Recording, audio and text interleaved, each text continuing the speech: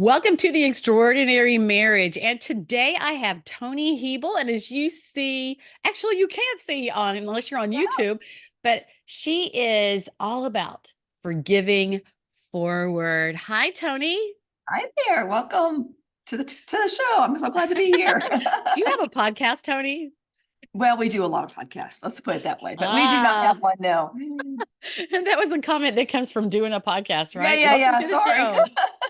Well, you know what, Toni, before we talk about marriage, tell me where are you coming from? I am coming from Fayetteville, Georgia.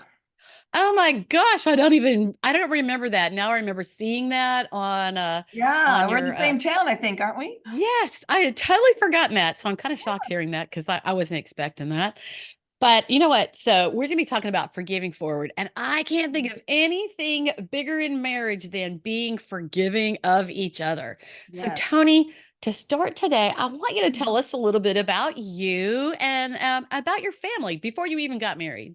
Okay. Well, before I got married, I was raised in a Christian home and I went to Bible college and I met my husband there. We went on to seminary and we proceeded forth with ministry. We've been in the ministry for how long? A long time, 40 something years. We've been married for 44 years. Oh, same as me. Oh, cool. And we have three children, and they all have children. So we have six grandchildren, and all of our kids are doing great, live in different parts of the country. But yeah, we started off pretty rocky in our marriage. Or maybe I should say in our dating during while we were dating. We have one of those crazy stories where we were at this Bible college and we were dating and um, got engaged, had the dress, everything was ready to go. And about 2 months before the wedding, we called it off. And it was a Oh. very embarrassing to go through that.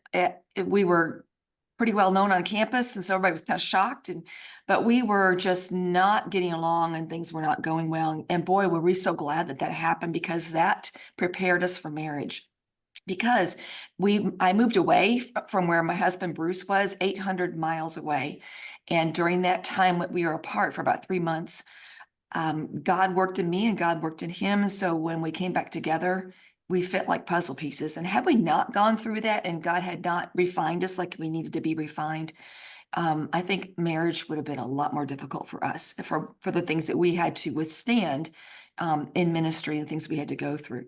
So I'm grateful for that time. But yeah, so we're doing great. We work together, and so yeah, marriage is awesome. Well, so I was thinking about the fact that you said you separated, like you like ended it all basically, and Yes. you separated for 3 months. Mhm. I happen to know a precious young woman that's happened to lately, and I don't know how that's going to end up, but that hurts so bad. It's Mhm. absolutely crushing. And actually, it takes a brave person to break something off if they're not sure or things aren't working out. So what do you think refined you? What helped refine you both during that 3 months? I mean, what were you Well, both doing? well, the reason we even ended it and we thought it was over for good, we did not. It was surprising when we came back together for me anyhow. Well, for both of us, but we made the decision as we were fighting all the time. Things just fighting, Mm, fighting, fighting, fighting. I did not feel loved or cherished, and he didn't feel respected. heard that before. Yeah, I'm sure. Hmm. And that was really what was going on because I wasn't getting anything from, so I couldn't respond to him and vice versa. So it was just this cycle. We decided that we did not want to live the rest of our lives in this battle. It That was just smart. that was it just we don't Mhm. want this first.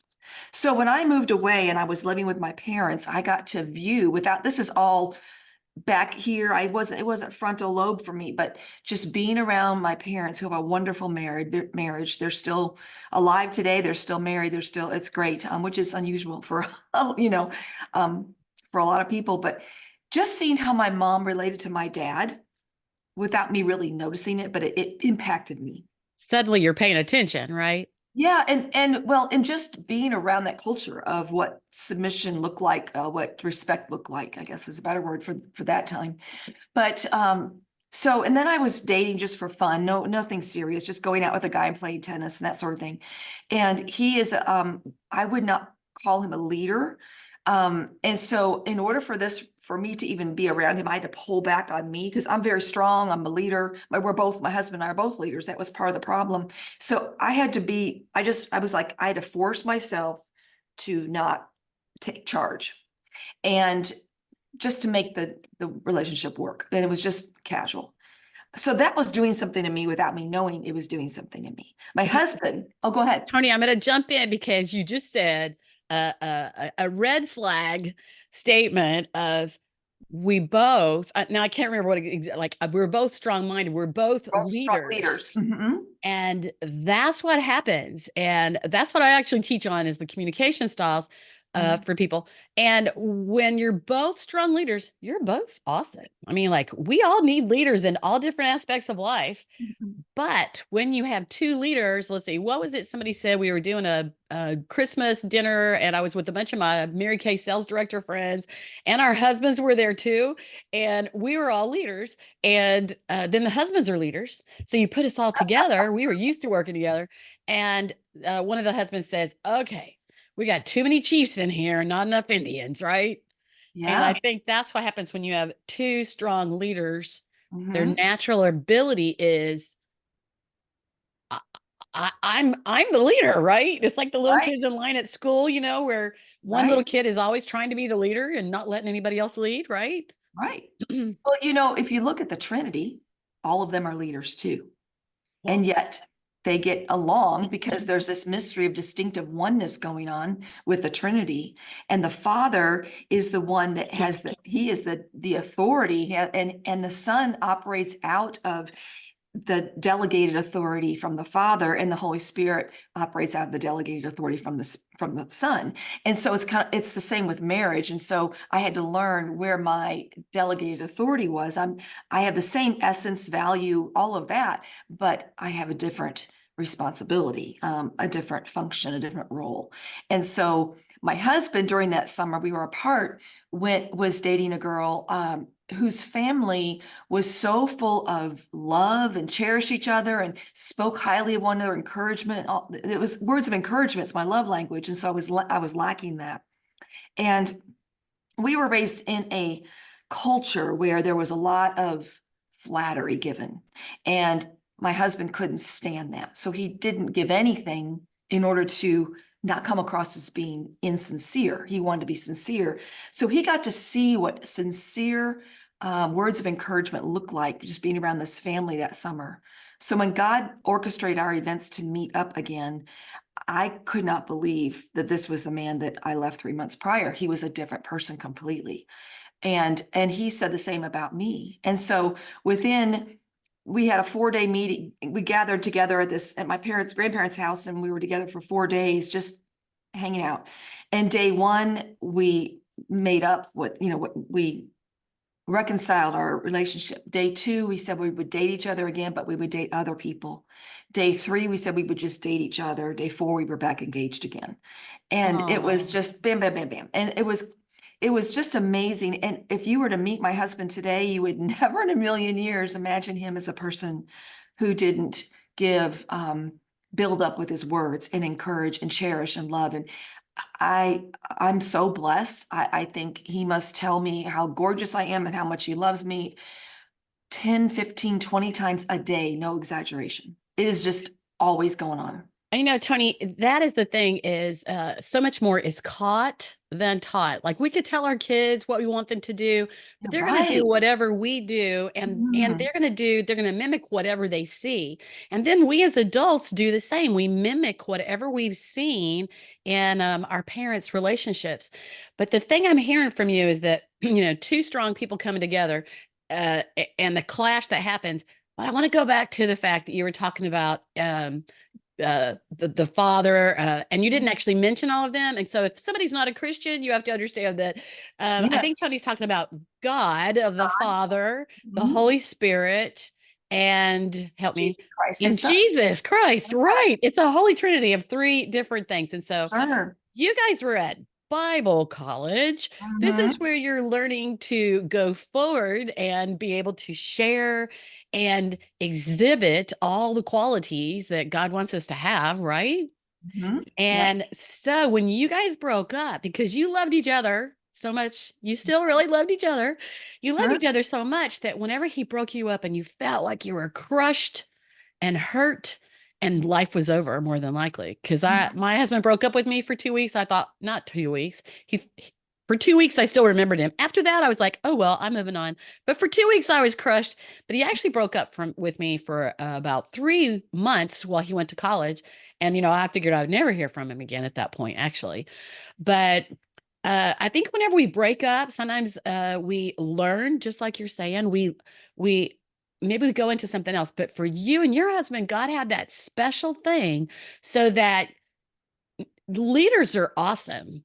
Whether it's children or teenagers or adults, leaders are awesome. But if they're not aware of some of the things that you've just talked about, they cannot lead as well. And when you talked about appreciation and compliments, Right. like, no, don't say anything that you don't think. But some people are more critical than others, and they just can't give a compliment because they're thinking, or they don't want you to get a big head, Right. you Exactly. know? Yeah. Yeah. So I see through your personality styles the growth that God brought you that Yeah. you maybe wouldn't have gotten for years because you would have kept fighting. And when we're fighting, we're responding. We're not being proactive, right? We're just reacting Right. when we're Right. fighting. So I think that's such a beautiful story. Thank you. Well, Yeah. it's a God story, and I'm grateful. I mean, he crafted my husband for me and me for him, so that we could work better together for His glory. Yeah. And now I can't forget that you've been married 44 years because I have Right. too. Did you get married here in Georgia? No, we got married in Ohio. Oh, okay. Well, I got married here in Georgia, and Did and you? like I said, I won't forget now that Tony comes from Fayetteville, Georgia, because that's where I am at. Yeah. So, well, so what do you think? What else do you think has made your marriage work? Hmm. Well, you're never not growing, you're never not learning.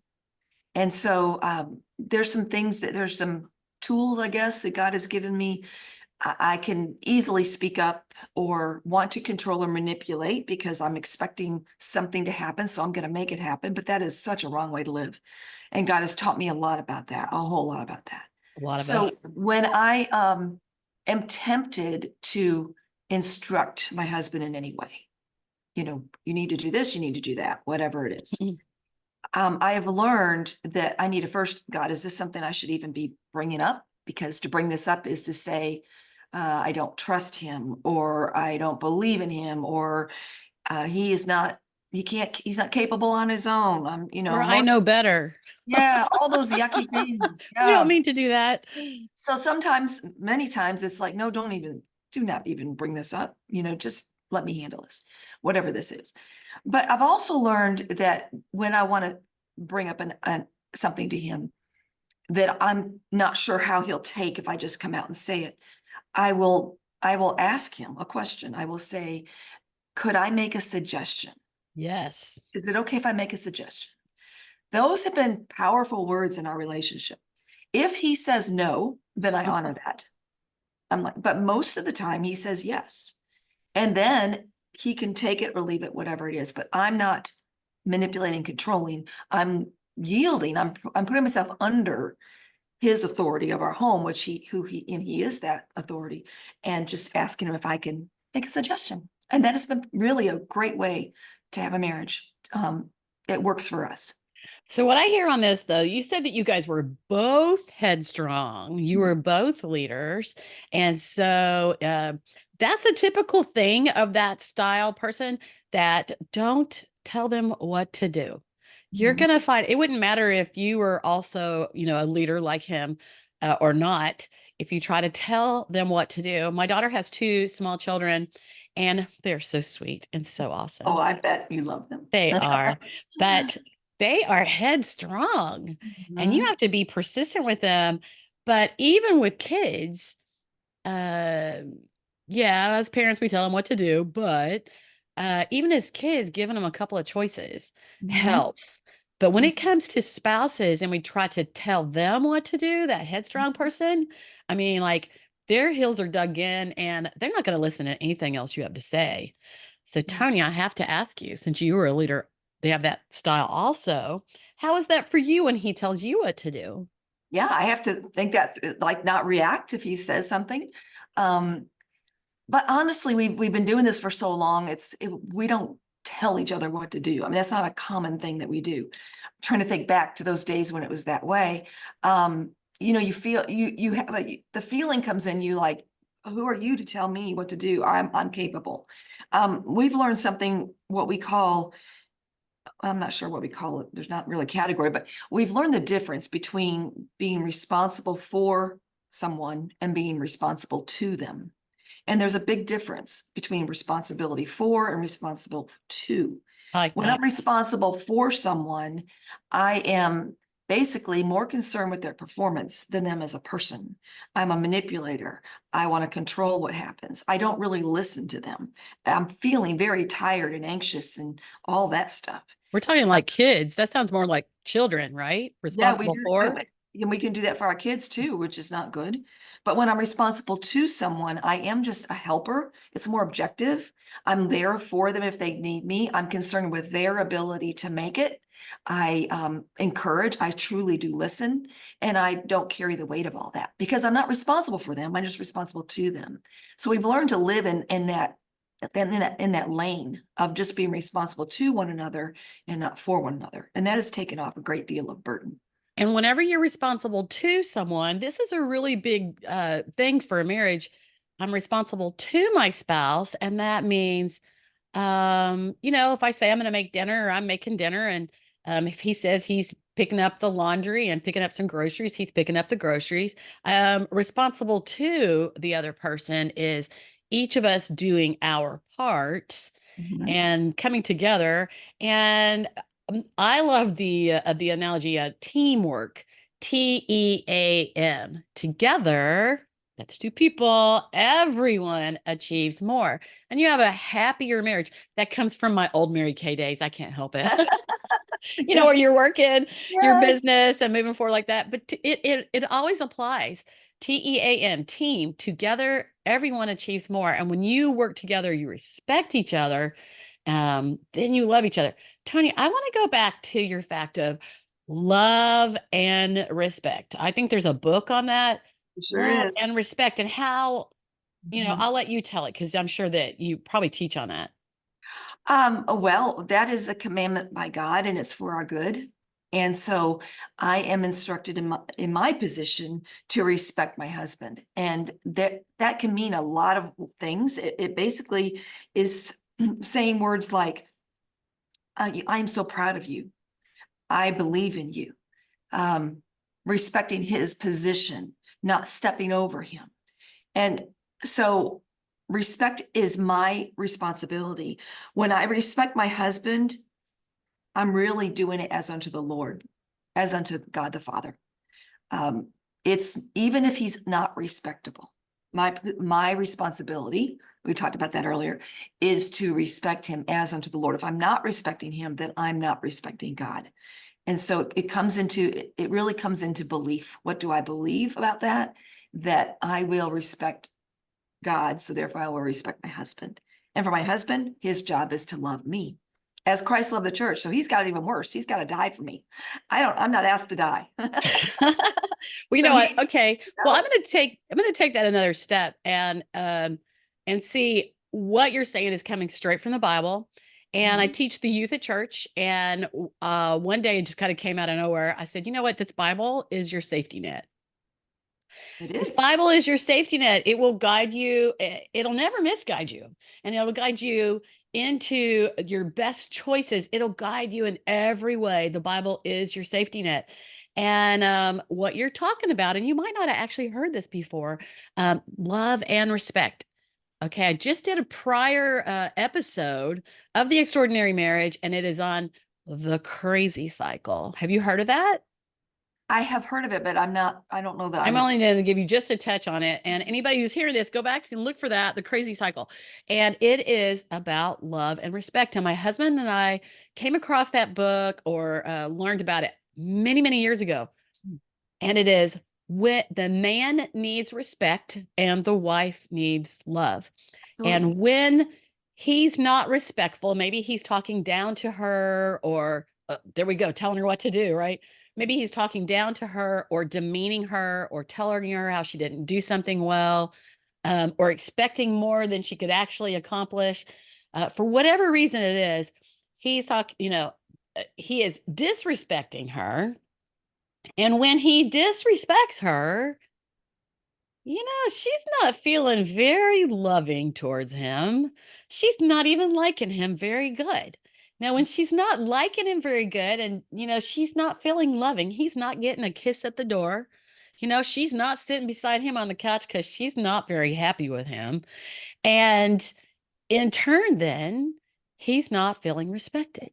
But he's not feeling respected because he already talked to her, right?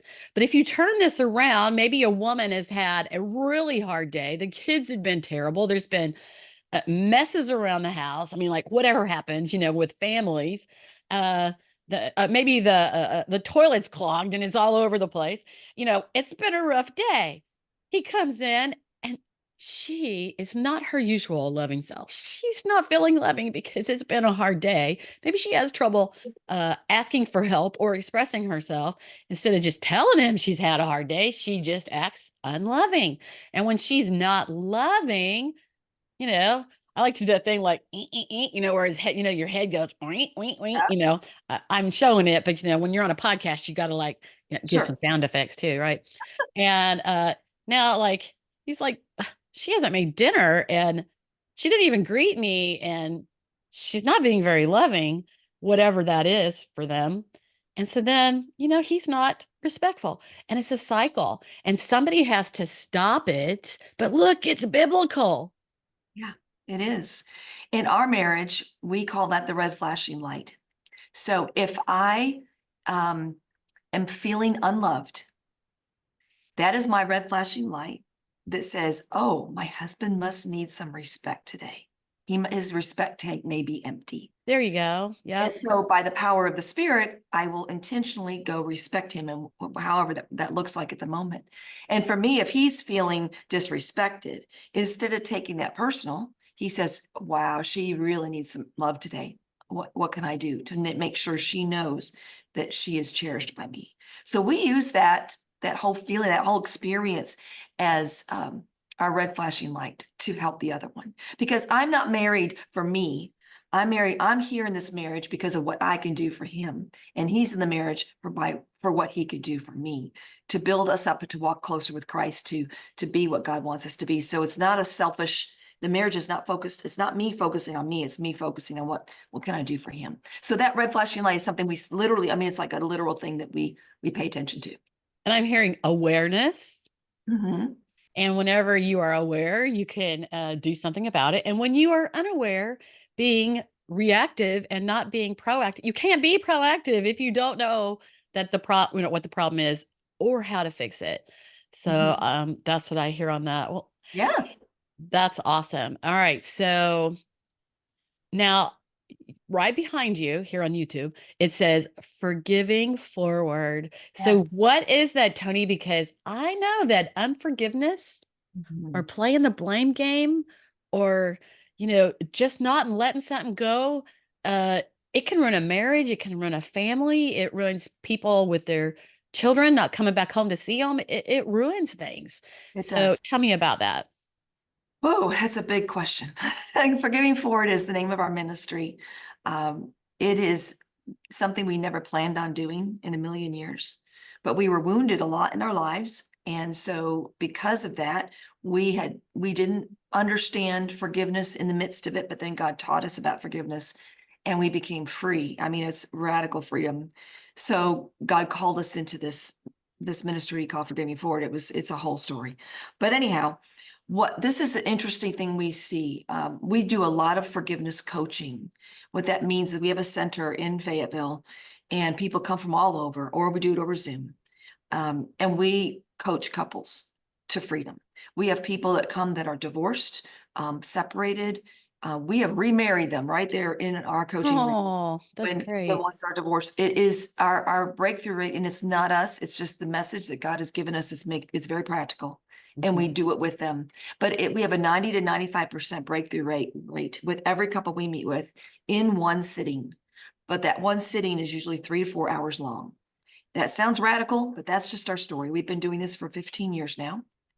But what we have found over the last 15 years, and we have kept analytics on this, is that 100% of the time, the wound that is causing the torment, that's creating the issue in the marriage, Mm-hmm. predate them even meeting.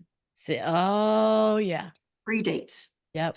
So when we meet with a couple, God reveals through some questions we ask in our conversation where the root wounds of their lives are, so we Mm-hmm. can deal with them. Because we don't necessarily forgive people, although people are, they're connected with the wounds, but we forgive what people have done. Just like Jesus did, Father, forgive them, they know not what they do. We forgive what people have done, what they haven't done, what they've said, what they haven't said, intentional, unintentional, all the things. And so we will coach couples to forgive all these things in their past and then the present as well. But usually the present is not the issue, it is the past that leads Mm, to this. I And agree. when they get done with that, the torment leaves and they're free and they're reconciled. And that's our norm. So it is pretty remarkable. I, in a million years, could have not ever dreamed we would be doing this or see what we see. But it's amazing when we see couples that have been constantly at odds coming back together. And yeah, we had one couple, they came to us and she said to us right in the beginning, she said, so um, we met with the judge. He will not grant the divorce until Mm. we meet with one more couple. I mean, one more counselor, excuse me. And so he picked you. So I'm here. Just let's get this over with so we can get our divorce. And of course, we're like, oh, great. This is not going to be fun. You know, 3 hours later, she looked at my husband. She said, now you're a pastor, right? And he said, yes. And she said, well, could we renew our wedding vows with you right now? They renewed their wedding vows. They are still doing great and they work for us. They're one of our coaches. So that is the kind of stories we see all the time. I mean, all the time. It's like bitterness is a thorn. Mhm. I mean, it hurts, and Mhm. bitterness causes so many other problems. So, Tony, tell me a little bit about what would be a handful of problems Mhm. that unforgiveness or bitterness would probably be a product of that, right? What are some things Bitterness that is it a sign that causes? there's unforgiveness. Um, let me kind of give you a foundation of that before I give you the what the wounds are, because the wounds are just, we hear everything. You just can't imagine all the stuff we've heard. It's the way people have been brought up or lived or what they Yes. experience. It's pretty horrific.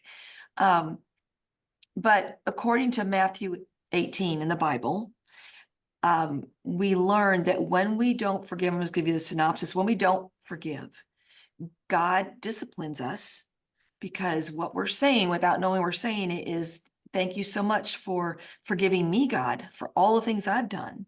But for what this person has done to me, your blood is not enough. I demand something more. And what father can handle the crowning achievement of his son being devalued by the very ones he achieved it for? So we must forgive if we're going to, I mean, we've been forgiven, so we must give it as well. And when we don't, we're under discipline. And what the Bible says in Matthew 18 is that God hands us over to the tormentors. Oh, Now, that's that a tells pretty it all. bad thing. We've done Mhm. all the research on this, from the original text in the Greek. And the word tormentor is used 18 times in the Greek New Testament.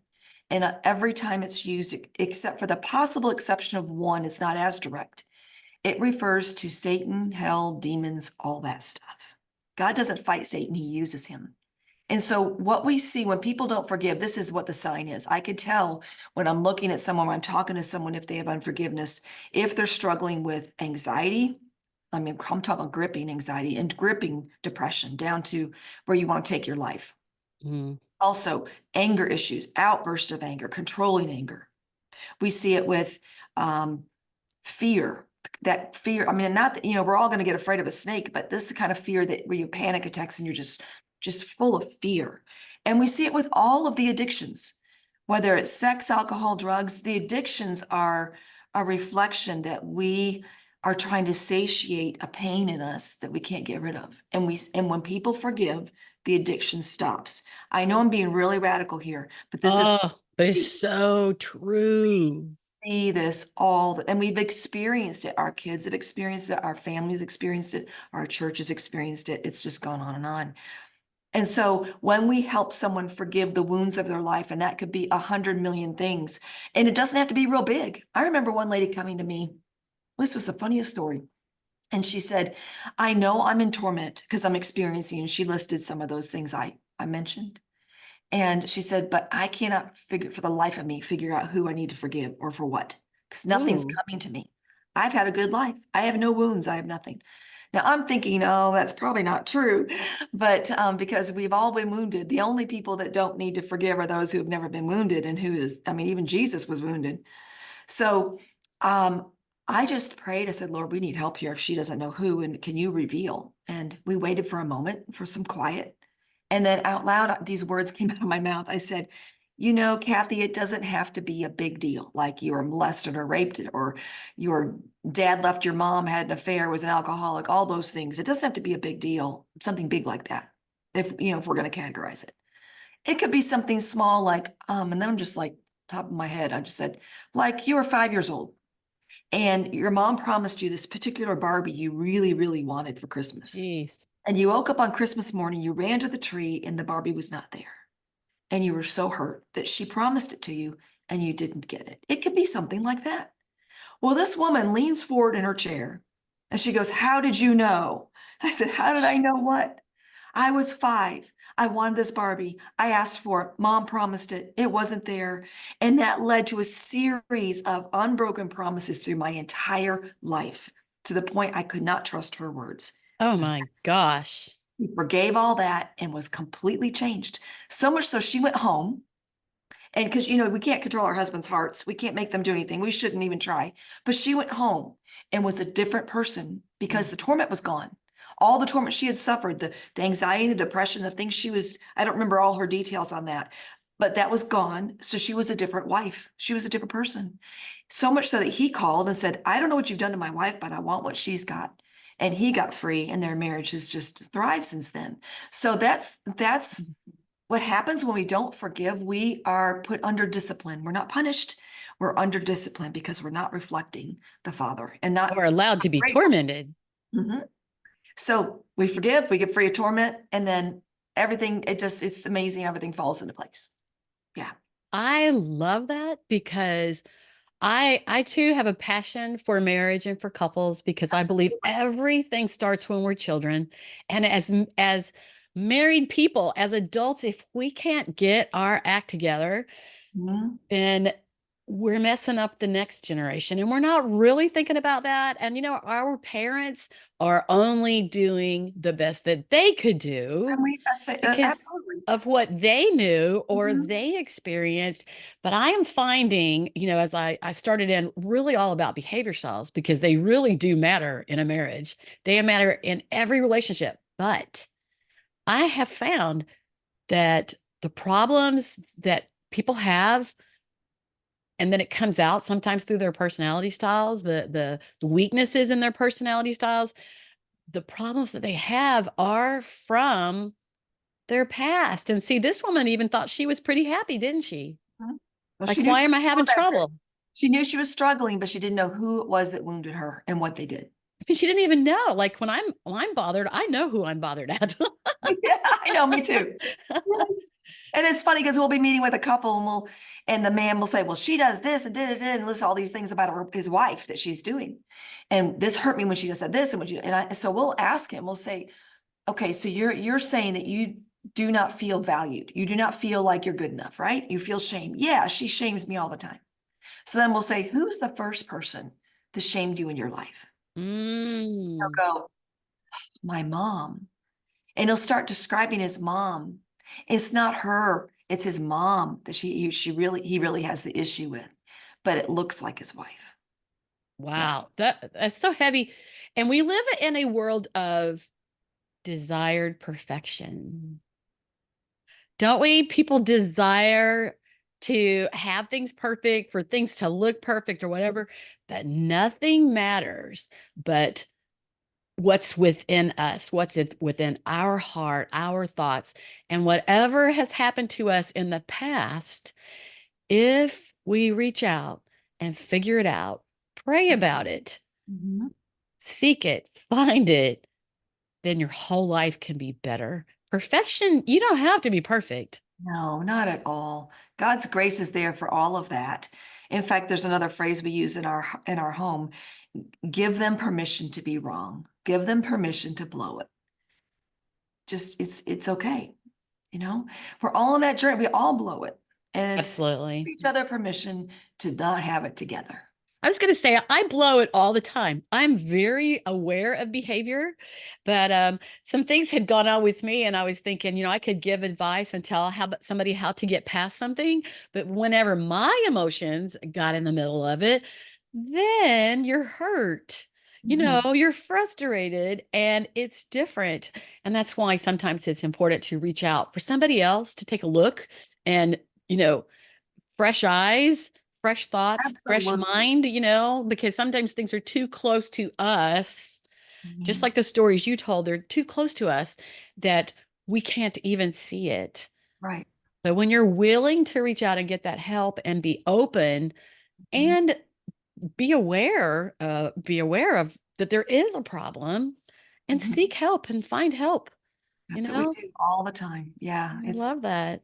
wonderful. So here again, as we can see each other on YouTube, on Zoom, Right. forgiving forward. And that Yes. makes me think of something I use every so often because I think unforgiveness is such a bitterness that grows and grows and grows. And bitterness is like drinking poison. It sounds really terrible.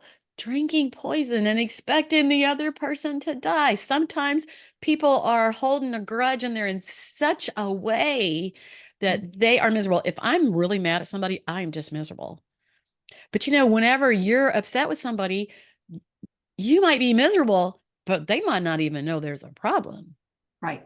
So they're Right. fine, right? Exactly.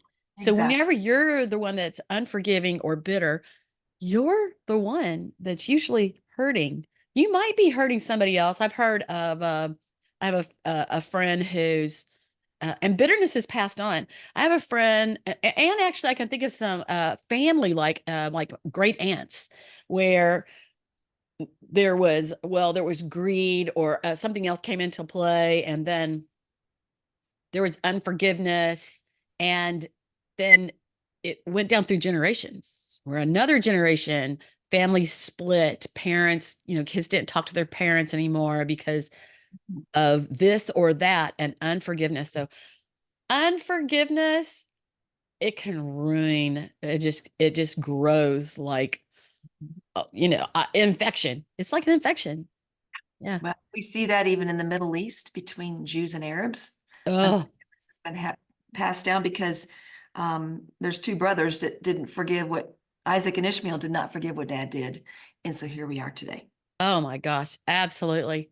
Well, Tony, I'm going to have to let you go in a sec, but first I want to share that for people who are really having the challenge and they need to talk to somebody, I do like a 40-minute opportunity. It is called Fresh Insights. Just like I said to Tony, like sometimes we need somebody else to listen to us. Sometimes people don't have anybody that listens, to listen to us and maybe give us a little bit of guidance. So I have that. It's called Fresh Insights. You'll find that in the podcast notes, theextraordinarymarriage.com/podcast. And guess what?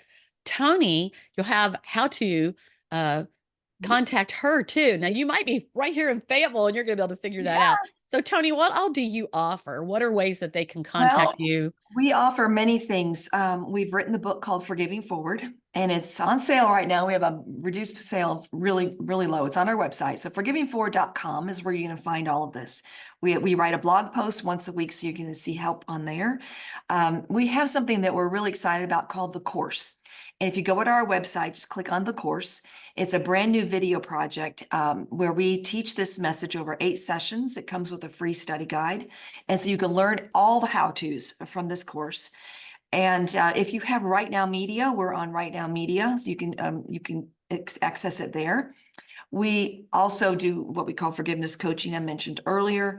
You just call our offices and can make an appointment, whether you're local or anywhere. We literally we're on the road a lot, so there's that because we're teaching this message all over the literally the world. But so that therefore we can do these coaching sessions by Zoom if needed. But if you're local anywhere, we've had people fly in here or just drive down to the Fayetteville area. That's where our center is. If you need help one-on-one or two-on-two, we do both. And Sonia, those are just some of the things we have available for free. You can go on our homepage, slide down to the near the bottom, and you'll see a sign that says, or a sentence that says, "Get encouragement in your box."